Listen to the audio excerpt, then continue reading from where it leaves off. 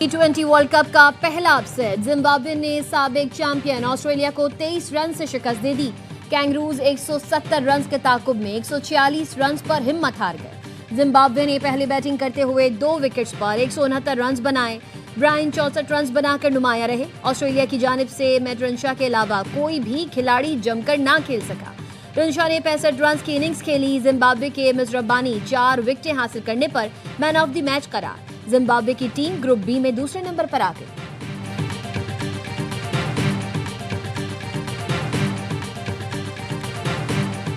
भारतीयों पर पाकिस्तानी स्पिनर उस्मान तारिक का खौफ सवार। भारतीय प्रेजेंटर भरपूर कोशिश के बावजूद भी उस्मान तारिक का एक्शन गलत साबित न कर सके। साबिक भारतीय अंपायर ने कहा, आईसीसी कवानीन के मुताबिक उस्मान तारिक का एक्शन कानूनी है, उनके एक्शन में कोई मसला नहीं। बड़े मुकाबले की बड़ी तैयारी। 2 दिन आराम के बाद पाकिस्तानी टीम आज से ट्रेनिंग शुरू करेगी। पाक भारत हाई वोल्टेज मुकाबला इतवार को शेड्यूल है। पाकिस्तान ने अपने पहले दोनों मैचेस में कामयाबी समेटी।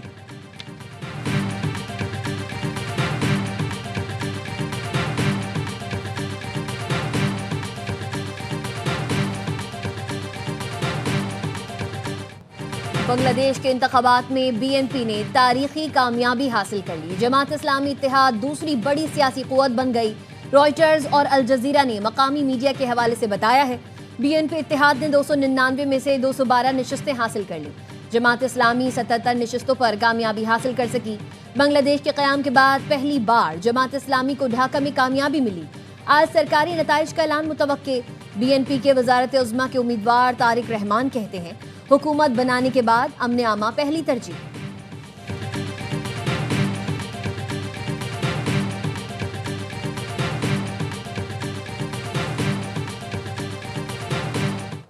बांग्लादेश की आवाम ने आईनी इस्लाहात की हिमायत कर दी। आम इंतखाबात में रेफरेंडम में गैर सरकारी गैर हतमी नताइज के मुताबिक 65% वोटर्स ने इस्लाहात के हक में वोट दिया। 34.5% वोटर्स ने इस्लाहात की मुखालिफत की। ढाका ट्रिब्यून का कहना है, ज्यादातर वोटर्स पोलिंग के दौरान रेफरेंडम के बारे में गैर वाज़ेह नजर आए।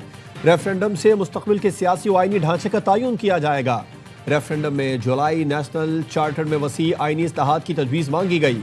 इसका मकसद गुड गवर्नेंस, जमहूरियत और समाजी इंसाफ को मजबूत बनाना और इक़्तिदार को किसी एक फर्द या इदारे तक महदूद होने से रोकना है।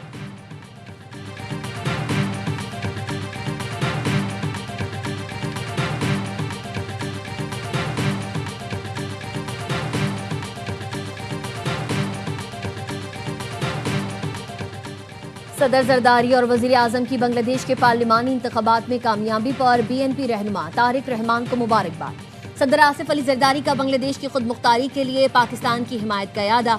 कहा, पाकिस्तान नई हुकूमत के साथ ताउन को फरोग देने का ख्वाहिशमंद है। वजीर आजम शहबाज शरीफ ने कहा, नई बांग्लादेशी क़यादत के साथ मिलकर काम करने का मुंतज़िर हूँ।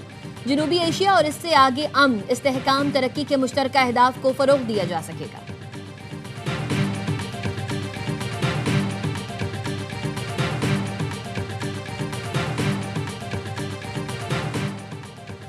बानी पीटीआई की सेहत से मुतालिक सेनेट में करारदाद मुस्तरद।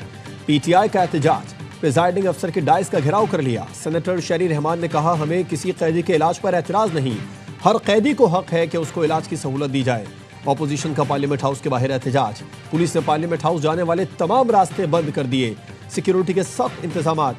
अवाम पाकिस्तान पार्टी के धरने में शिरकत का ऐलान। JUI सेनेटर कामरान मुर्तुजा कहते हैं, JUI अपोजिशन इत्तेहाद के धरने में शामिल नहीं।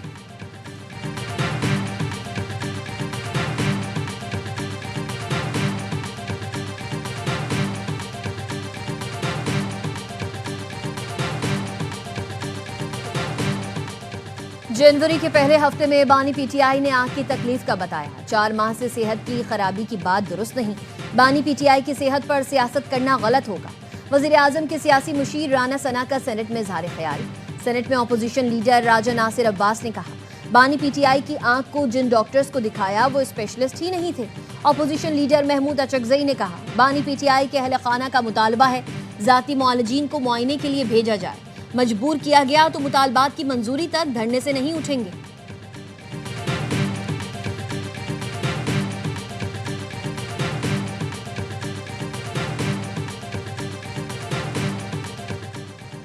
चीफ जस्टिस ने बानी पीटीआई के इलाज की डेडलाइन 16 फरवरी मुकर्रर की, लेकिन 24 घंटे बाद भी सुप्रीम कोर्ट का तहरीरी हुक्म मौसूल नहीं हुआ।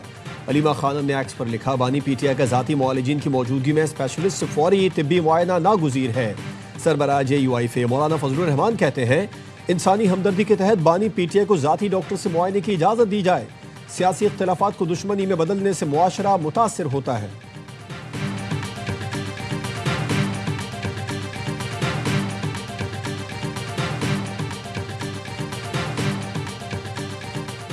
बानी पीटीआई की आंख का सुनकर दुख हुआ। कैदियों के हुकूक होते हैं जो उन्हें मिलने चाहिए। ये जेल इंतजामिया की जिम्मेदारी है। अदालत में पेशी के मौके पर शाह महमूद कुरैशी की गैर रस्मी गुफ्तगू का कहा, मियां महमूद रशीद को तिब्बी मुआयने के लिए अस्पताल ले जाना था लेकिन नहीं ले जाया गया। अपॉइंटमेंट के बावजूद यास्मीन राशिद को अस्पताल नहीं ले जाया गया। मुझे पुलिस सिक्योरिटी ना होने की वजह से अस्पताल नहीं ले जाया जा रहा। मैं इस सारे मामले का कसूरवार हुकूमत पंजाब को ठहराता हूँ।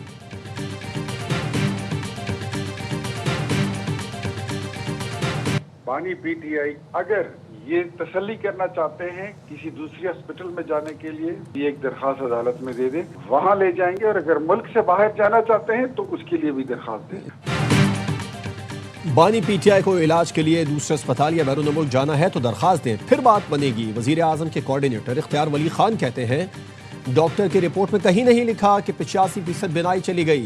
ये सिर्फ लुग़वियात हैं। किसी की सेहत पर सियासत करेंगे न करने देंगे।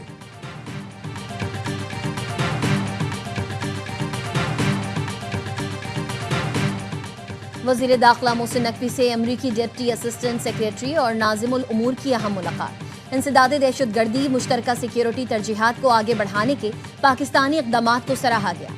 इस्लामाबाद में कायम अमरीकी सिफारत खाने का एक्स पर पैगाम। पाकिस्तान की जानिब से गैर कानूनी हिजरत रोकने की कोशिशों का खैर मकदम। पाकिस्तान के तवानाई के शोबे में सरमायाकारी को राग़िब करने के लिए ताउन की यकीन दहानी।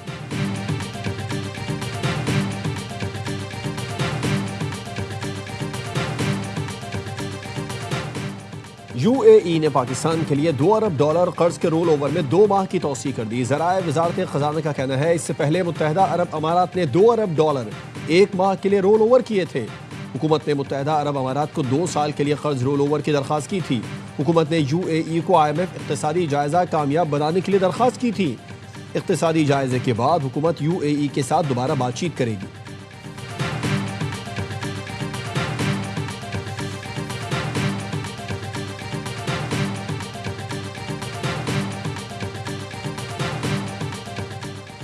सेंट्रल डेवलपमेंट वर्किंग पार्टी ने 160 अरब रुपए के तरक्याती मंसूबों की मंजूरी दे दी।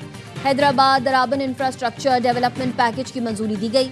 Karachi urban infrastructure development package एक्निक को मंजूरी के लिए भिजवा दिया गया।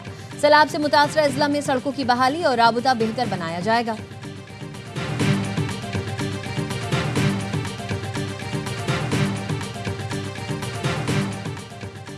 सन है गुल प्लाजा की तहकीकात। जुडिशल कमीशन ने मुख्तलिफ महकमों को नोटिस जारी कर दिए। हुकाम को 18 फरवरी को कमीशन के रूबरू पेश होने का हुक्म। कमीशन ने गुल प्लाजा के सदर तनवीर पास्ता को भी तलब कर लिया। जुडिशल कमीशन जस्टिस आगा फैसल की सरबराही में सानह गुल प्लाजा की तहकीकात कर रहा है। Pakistan remains seriously concerned by the active presence of terrorist groups on Afghan soil. TTP, BLA and Majid Brigade, ISIL-K and Al-Qaeda. These groups have been responsible for some of the most heinous terrorist attacks against Pakistan. Afghan सरजमीन दहशतगर्दी के लिए इस्तेमाल हो रही है। अफगान सरजमीन पर दहशतगर्द गिरोहों की मौजूदगी पर तशवीश है। पाकिस्तान के मुस्तकिल मंदूब आसिम इफ्तिखार का सलामती काउंसिल इजलास से खिताब। कहा, ये गिरोह पाकिस्तान के खिलाफ दहशतगर्द हमलों के जिम्मेदार हैं।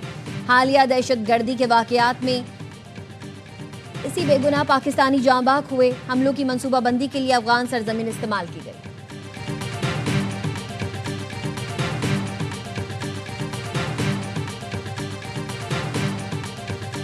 हाट में सिक्योरिटी फोर्सेज ने बारूद से भरी गाड़ी पकड़ ली। DPO को हाट के मुताबिक गाड़ी में मौजूद बारूदी मवाद को नाकारा बना दिया गया।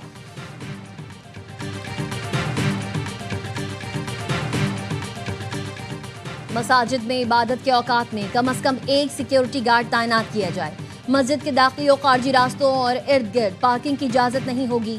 वफाकी पुलिस का सिक्योरिटी इंतजामात के लिए मसाजिद, इमाम बारगाहों की इंतजामिया को मरासला। रेड़ी बांध, भीख मांगने वाले, टोपियां और दीगर अशिया फरोख्त करने पर पाबंदी होगी। मसाजिद में मशकूक या गैर मुतालिका अशखास को गैर जरूरी बैठने की इजाजत नहीं होगी।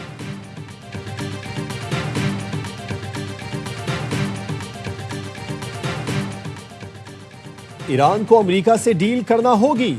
ईरान से 1 माह में मुआहदा मुमकिन है। मुआहदा ना हुआ तो सूरत हाल बहुत तकलीफदेह हो सकती है।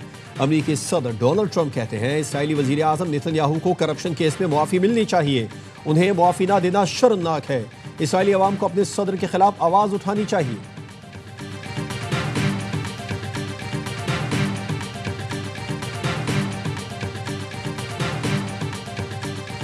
इस साल पाकिस्तान का कोटा 1,79,210 था। 60,000 प्राइवेट सेक्टर के जरिए, 1,19,210 पब्लिक सेक्टर जो सरकारी सेक्टर उसके जरिए हज करेंगे। इस साल तमाम हज दरख्वास्तें मंजूर हुई हैं। वजीर मजहबी उमूर सरदार यूसुफ कहते हैं इस साल 1,19,210 सरकारी और 66,000 लोग प्राइवेट सेक्टर के जरिए हज करेंगे। ज्यादा से ज्यादा सहूलतें फराहम करेंगे। 2026 का हज भी मिसाली होगा।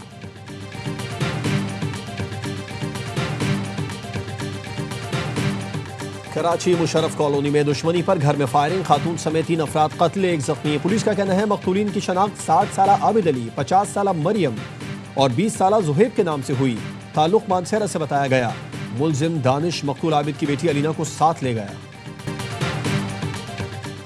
अवाम पाकिस्तान पार्टी के सीनियर रहनुमा सैयद ज़ईम हुसैन कादरी इंतकाल कर गए।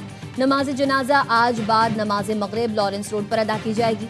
ज़ईम कादरी को आर्ज़ाए क़ल्ब के बाइस 3 रोज पहले अस्पताल मुंतकिल किया गया था।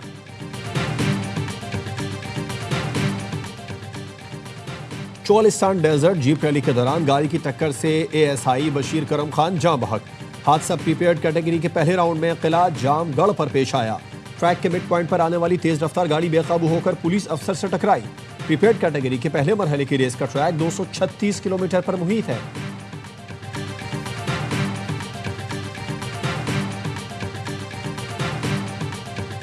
Rising star women Asia cup के पहले मैच में पाकिस्तान ने नेपाल को 30 रन से शिकस्त दे दी। पाकिस्तान विमेंस ए ने पहले खेलते हुए 6 विकेटों पर 137 रन बनाए। कप्तान हफ्सा खालिद 40 रन बनाकर नुमाया रही। जवाब में नेपाल की टीम 20 ओवर्स में 107 रन बना सकी। पाकिस्तान इवेंट में अपना अगला मैच रिवायती हरीफ भारत के खिलाफ इतवार को खेलेगा।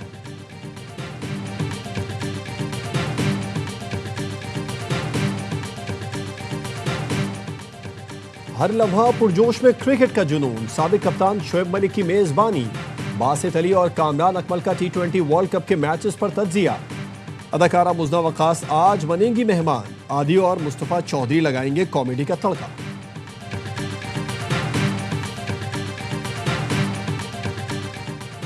मारूफ अदाकार, सदाकार, हिदायतकार और टीवी मेजबान जिया मोइनुद्दीन को मद्दाहों से बिछड़े 3 बरस बीत गए। अपनी मुनफरिद आवाज, धीमे लहजे और मयारी तलफ़्फ़ुज़ के बाइस वो पाकिस्तान और बैरून मुल्क बेहद मकबूल थे। फ़नून लतीफ़ा में गिरा कदर खिदमात पर उन्हें हिलाल इम्तियाज से नवाजा गया था। और कोयटा में बसंत रिवायती जोश व जज्बे से मनाई जा रही है। पतंगों और डोर की फरोख्त में इजाफा, बाजारों में गैर मुतवक्के गहमा गहमी। इंतजामिया ने हवाई फायरिंग से शनाब की हिदायत कर दी।